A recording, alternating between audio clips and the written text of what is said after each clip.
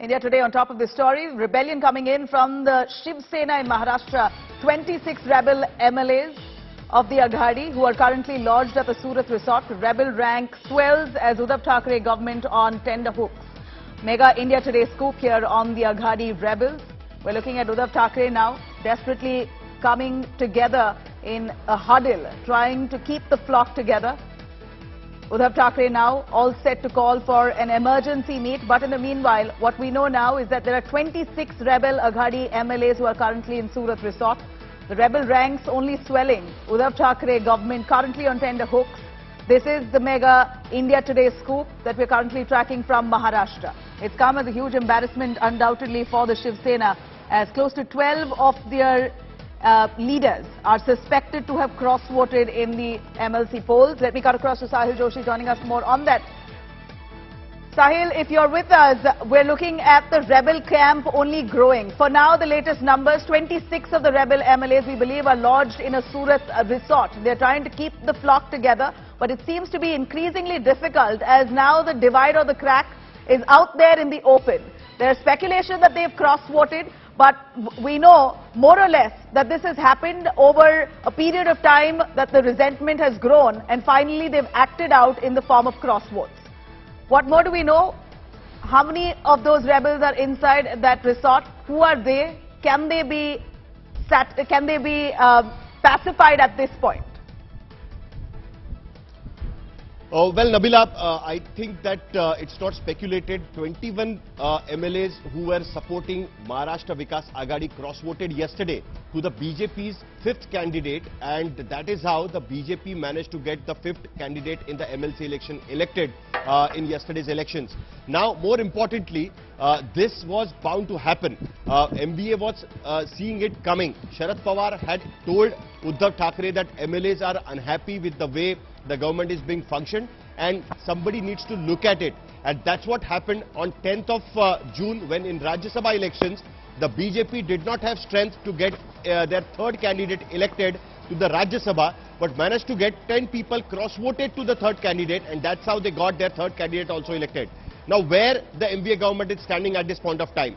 When the MVA government got elected in 2019, when they got the vote of confidence motion passed in the Maharashtra Assembly, MVA government had 169 MLAs, support of 169 MLAs, out of which 64 MLAs were from Shiv Sena, the 54 MLAs of Shiv Sena, and 8 MLAs who are smaller parties and independents had supported Shiv Sena directly.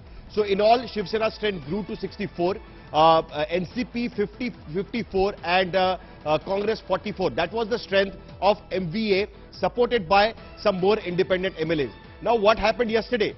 MVA's strength had shrunk to 151, which is hardly 6 MLAs more than the halfway mark in the Maharashtra Assembly. With their 2 MLAs inside the jail at this point of time and were not allowed to vote yesterday, now MVA government is standing on a very thin majority at this point of time. Now with 26 MLAs, which is being claimed by Eknath Shinde, but my information says that he has 20 to 25 MLAs with him, in which he himself is a minister. Along with him, there are 4 more ministers who have, who are at this point of time in that Surat hotel where he's going to address a press conference, which clearly shows that the current MVA government under leadership of Uddhav Thackeray is unstable. If tomorrow BJP decides to bring in no confidence motion, that is going to be a big challenge for the MVA government at this point of time. Now, Uddhav Thackeray has called a meeting of all his MLAs, whoever are there at this point of time in Mumbai. Sanjay Raut claims that they have managed to establish contact with some of the MLAs who are at this point of time in Surat, but it is unlikely that those MLAs will cross over. Till the time they are not in Maharashtra, till the time they are not in Mumbai, it is unlikely that the Shiv Sena MLAs will cross over in Mumbai. They are going to stay back in Surat. They are going to stay back there where they, it looks like that they will be in the control of the BJP there in Gujarat at this point of time. So that is the reason why the strategy of the MVA needs to be swift Sharad Pawar right now in Delhi is going to come back to Bombay by late evening. He's going to have a meeting with Uddhav Thackeray. The senior leaders of MVA are also going to meet in the evening. Ajit Pawar is there at this point of time in Mumbai. All these leaders will be meeting in the evening and they will be deciding the next course of action. Right now, the MVA government stands on a thin majority. They have 151 MLAs. Also, they will be needing support from parties like MIM, Overseas Party. They took the support for MLC and Rajya Sabha elections, but it was too little. But still, they will be needing those support if they have to continue with this government at this point of time. But Eknath Shinde is a formidable challenge. This was brewing inside Shiv Sena, and finally, what we are seeing is in the form of a proper rebellion within Shiv Sena. What we see now, at least 26 rebels are currently lodged in a BJP ruled state in Surat. Do you think that will pose any risk for the Mahavikas Aghadi MLAs at this point? Their attempt is to keep their flock together. Would that be counterproductive?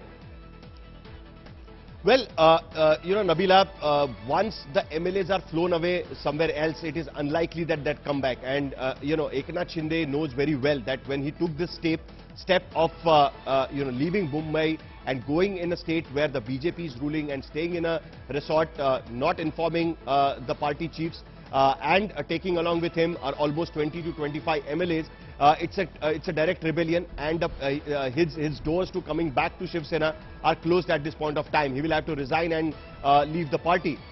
So whatever step he has taken he must have taken with a final decision with respect to what he needs to do in future. Now, if the Shivs, he still doesn't have the numbers, because if he has to get a proper split in the party, he needs to have at least 1/3 MLAs, which he doesn't have at this point of time. So obviously the MLAs who have split will have to take the bypolls. They will have to consider even that option as well.